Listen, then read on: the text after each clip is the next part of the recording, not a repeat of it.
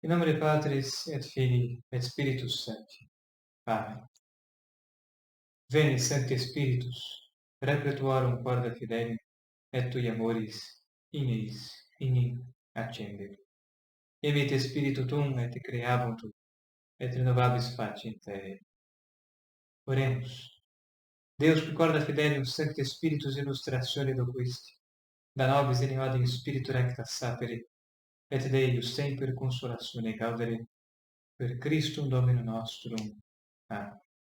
Gloria Patri et Filio et Spiritui Sancto, sic ut erat in principio et nunc et semper et in saecula saeculorum. Amen. In nomine Patris et Filii et Spiritus Sancto. Amen. Muito bem, caros amigos e irmãos em Cristo Jesus, nós estamos iniciando o primeiro domingo do tempo da Quaresma. Então, no dia de hoje, dia 6 de março de 2022, nós nos colocamos diante das leituras que a liturgia nos propõe para a meditação. É isso que nós faremos, então, neste vídeo.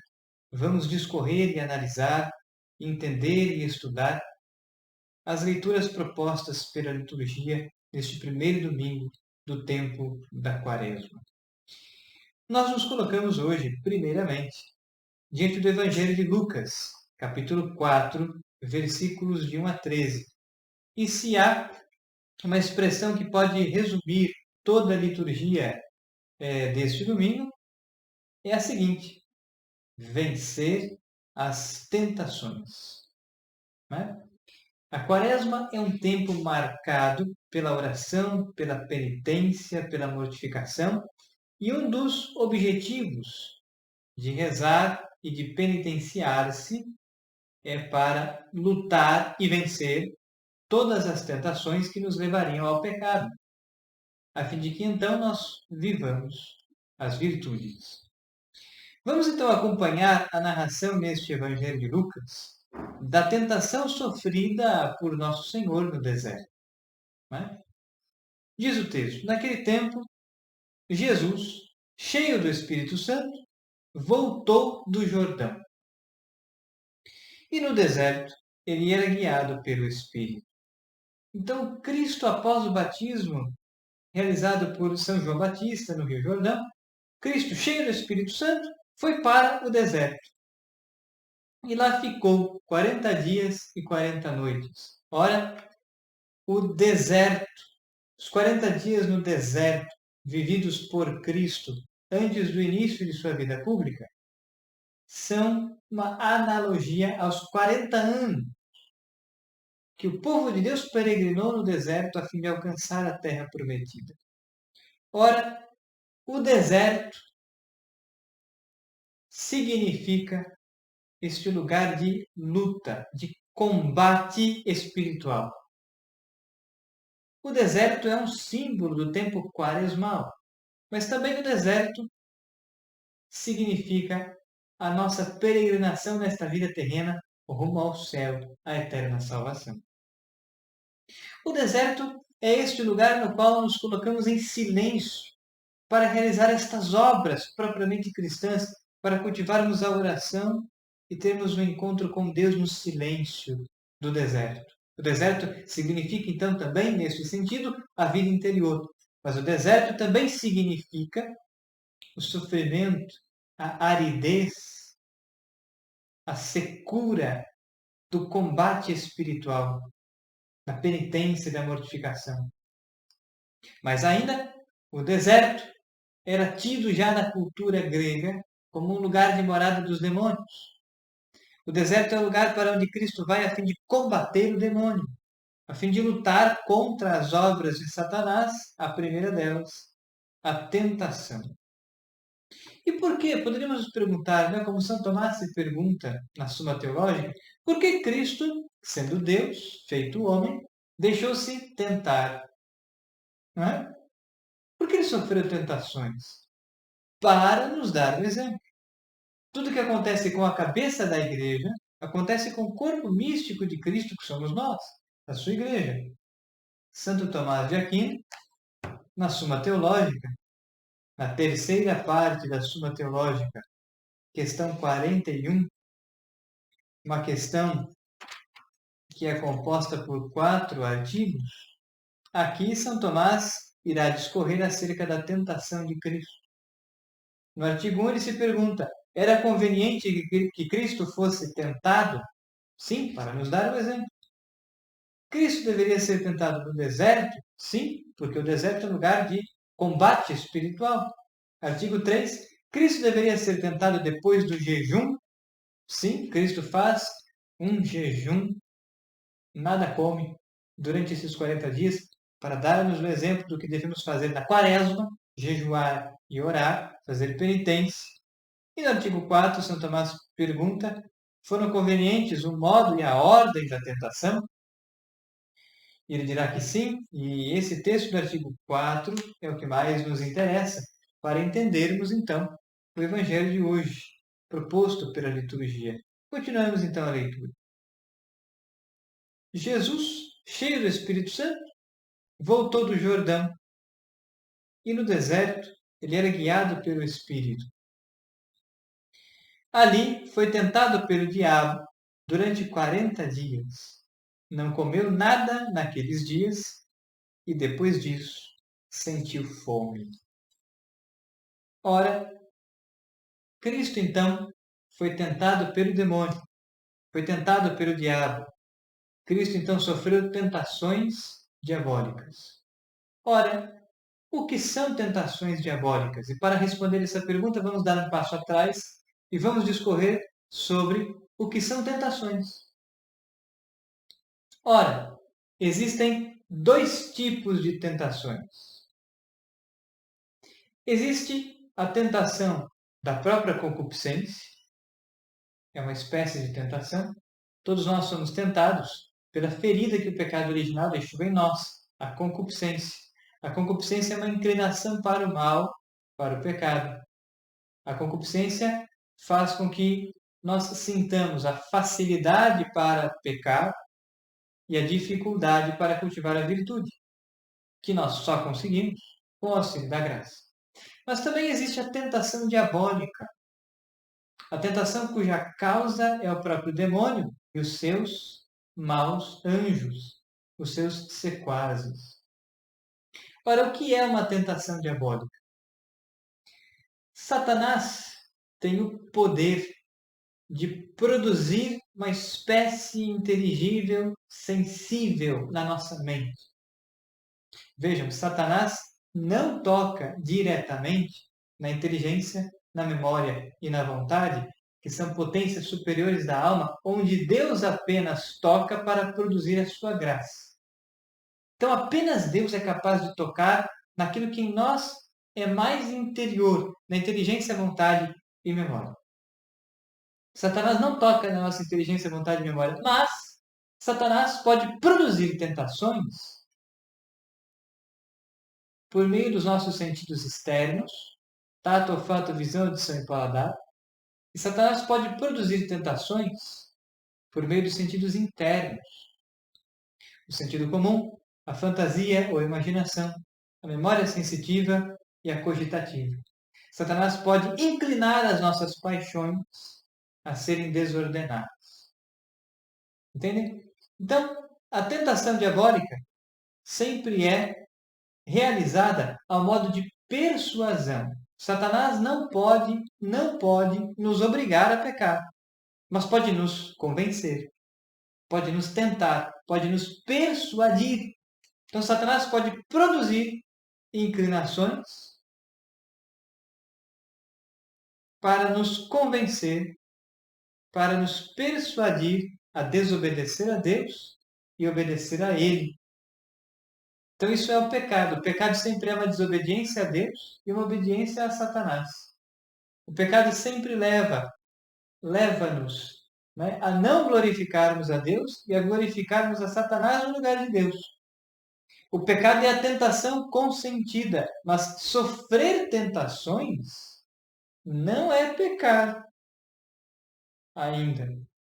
Pecar é ceder às tentações. Cristo não cedeu às tentações e por isso deixou-nos o exemplo. Nós também precisamos lutar contra as tentações. quer tentações da própria concupiscência, quer tentações diabólicas. E como é que nós fazemos para lutar contra as tentações? Permanecendo numa postura constante de vigilância e oração. Essa é a ordem do Evangelho. Vigiai e orai para que não entreis em tentação. Então, a vigilância, estarmos atentos, saber que o demônio virá para nos tentar mais cedo ou mais tarde, saber que sofreremos tentações e orar, porque a oração é o veículo ordinário da graça divina, sem a qual nenhum de nós é capaz de vencer as tentações. Não somos capazes de vencer as tentações pelas nossas próprias forças. Precisamos do auxílio da graça. E vejam, Cristo, Rei dos Reis, Senhor dos Senhores, Cristo, Deus feito homem, o Verbo feito carne, sofreu tentações para nos dizer o seguinte: não há homem mais santo, não há mulher mais santa que não sofram tentações.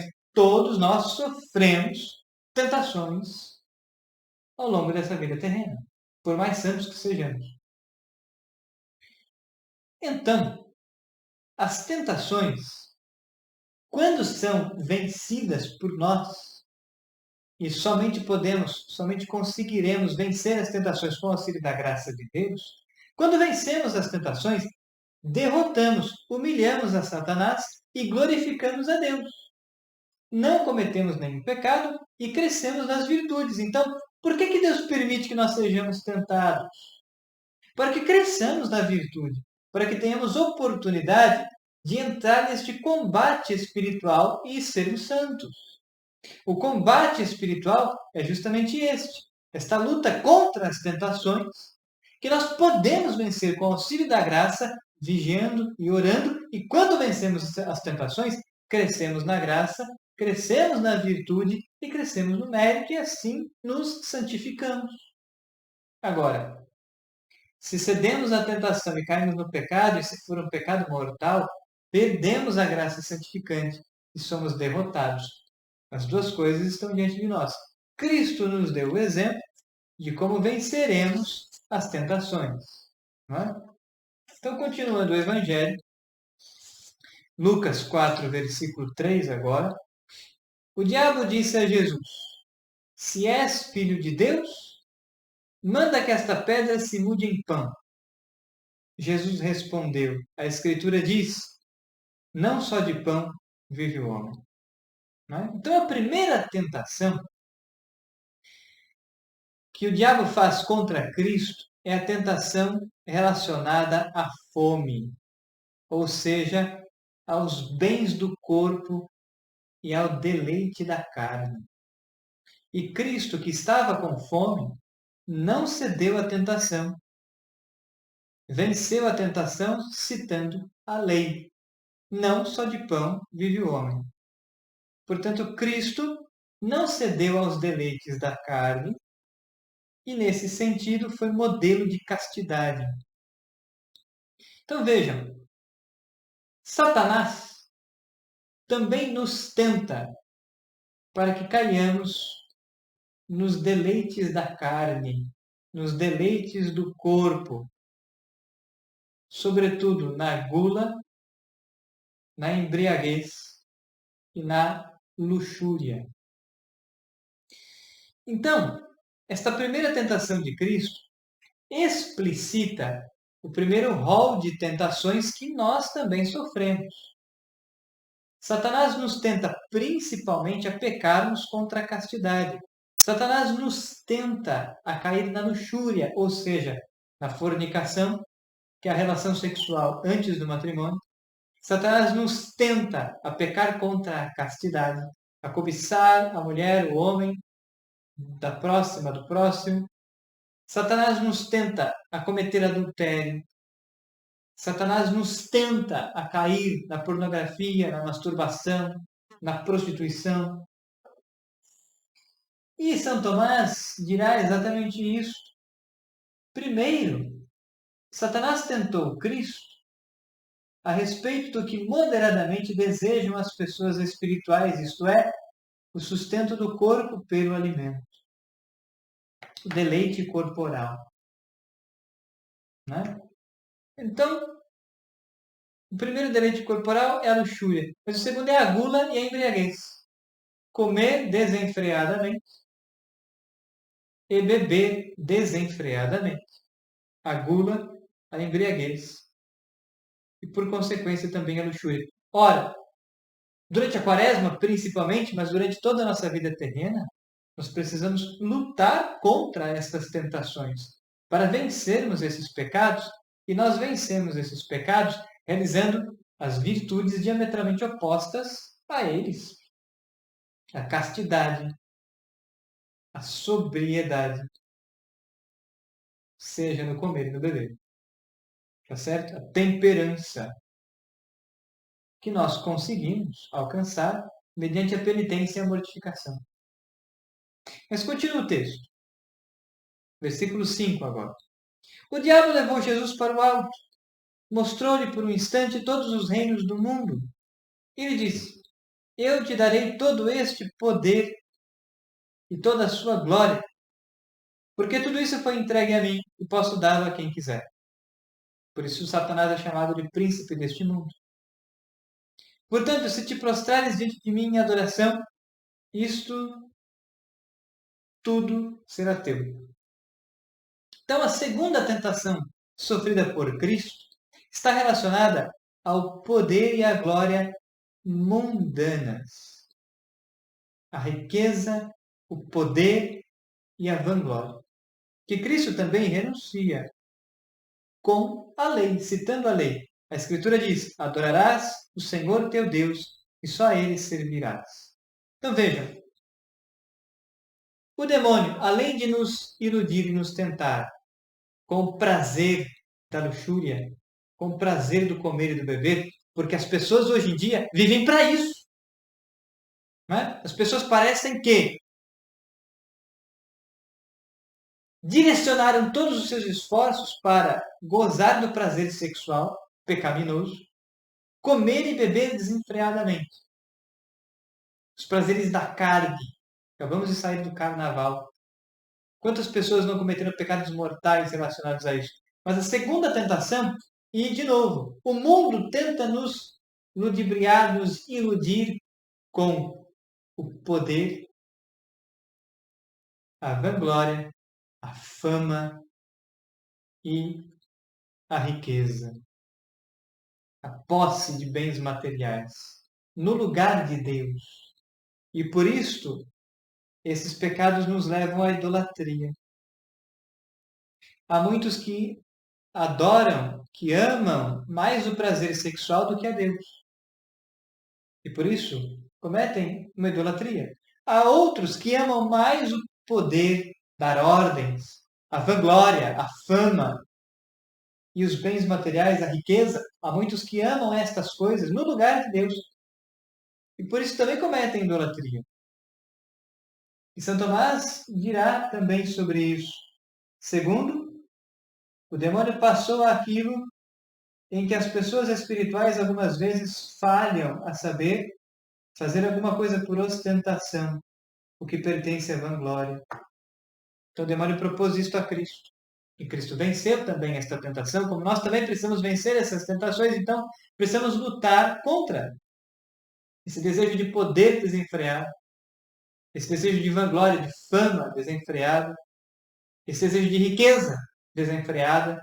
E precisamos viver a pobreza, né? Precisamos viver o silêncio e o escondimento. Precisamos viver a humildade. A humildade combate o desejo de poder. A pobreza combate o desejo de riqueza desenfreada. Né? E o silêncio e o escondimento combate, são virtudes que combatem esses desejos, paixões, tentações de vanglória e fama, para vivermos uma vida escondida com Cristo em Deus, sobretudo nesse tempo quaresmal.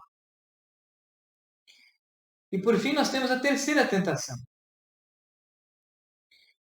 Versículo 9. Depois, o diabo levou Jesus a Jerusalém, colocou-o sobre a parte mais alta do templo e lhe disse: se és filho de Deus, atira-te daqui abaixo. Porque a Escritura diz: Deus ordenará aos seus anjos a teu respeito, que te guardem com cuidado. E mais ainda, eles te levarão nas mãos, para que não tropeces em alguma pedra. Jesus, porém, respondeu: a Escritura diz: não tentarás o Senhor teu Deus. Então, qual foi a terceira tentação? A terceira tentação é a tentação de Cristo dar um espetáculo, né? Um espetáculo para convencer, uma ambição de poder. E aqui Cristo deixou bem expressa a sua obediência a Deus. Não tentarás o Senhor teu Deus. São Tomás comenta essa terceira tentação dizendo: terceiro, propôs-lhe uma tentação própria não mais de pessoas espirituais, senão de carnais, isto é, a ambição de riquezas e glória mundana até o desprezo de Deus. Por isso, nas duas primeiras tentações, disse: se és filho de Deus. Mas, já na terceira, uma vez que esta tentação não pode convir a pessoas espirituais, que são filhas de Deus por adoção. Então, a terceira tentação é tentar despertar em Cristo esse desejo de dar um espetáculo para convencer e assim desobedecer a Deus. E por isso Cristo responde: não tentarás o Senhor teu Deus. Não é? Quantas vezes nós também somos tentados desta maneira? Somos tentados a olhar para Deus e querer que Ele faça o que nós queremos. Quantas vezes somos tentados a olhar para Deus e condenamos a Deus pelo sofrimento que nós passamos. E não queremos obedecer a Deus. E muitas vezes o que Deus quer é nos santificar por meio das provações e dos sofrimentos pelos quais nós passamos. E nós tentamos a Deus no momento em que dizemos: mas por que Deus quer que eu passe por tudo isso? Não quero fazer isso, Senhor, dá-me isso e aquilo. Liberta-me de tal provação, isso e aquilo. Mas talvez a vontade de Deus seja te santificar por meio dela. E muitas vezes nós somos levados a tentar a Deus, né? Ordenando a Deus o que nós queremos que Ele faça para nós e não acolhendo de Deus a sua vontade com resignação, humildade e obediência. Por isso também muitos teólogos e padres do deserto viram nas três tentações de Cristo as virtudes de castidade, primeira tentação, contra a primeira tentação, a virtude de pobreza, virtude contra a segunda tentação, e a virtude de obediência, contra a terceira tentação. E assim viram nos conselhos evangélicos virtudes para combater as três tentações e todas as tentações em geral. Diz o versículo 13, por fim: terminada toda a tentação, o diabo afastou-se de Jesus para retornar no tempo oportuno. Então veja, Cristo resistiu às tentações e nos ensina também a nós a resistirmos e a lutarmos contra as tentações, a realizarmos esse combate espiritual, sobretudo nesse tempo quaresmal, que é um tempo de grande retiro no deserto, a sós com Deus. Esse deserto que significa, que simboliza a nossa vida. E aí, para encerrar, nós vamos na primeira leitura, extraída de Deuteronômio 26, 4, 10, que tem muito a também elucidar sobre o Evangelho. O texto da primeira leitura diz: Moisés falou ao povo: o sacerdote receberá de tuas mãos a cesta e a colocará diante do altar do Senhor teu Deus. Dirás então na presença do Senhor teu Deus: meu pai era um arameu errante, que desceu ao Egito com um punhado de gente e ali viveu como estrangeiro. Ali se tornou povo grande, forte e numeroso. Os egípcios nos maltrataram e oprimiram, impondo-nos uma dura escravidão. Ora, a escravidão imposta pelos egípcios contra o povo hebreu é um sinal, prefiguração, símbolo da escravidão imposta por Satanás a todas aquelas pessoas que cedem à tentação e caem no pecado mortal. Porque o pecado mortal é uma escravidão a Satanás. Porque o pecado mortal é uma prévia da condenação eterna, que é o inferno.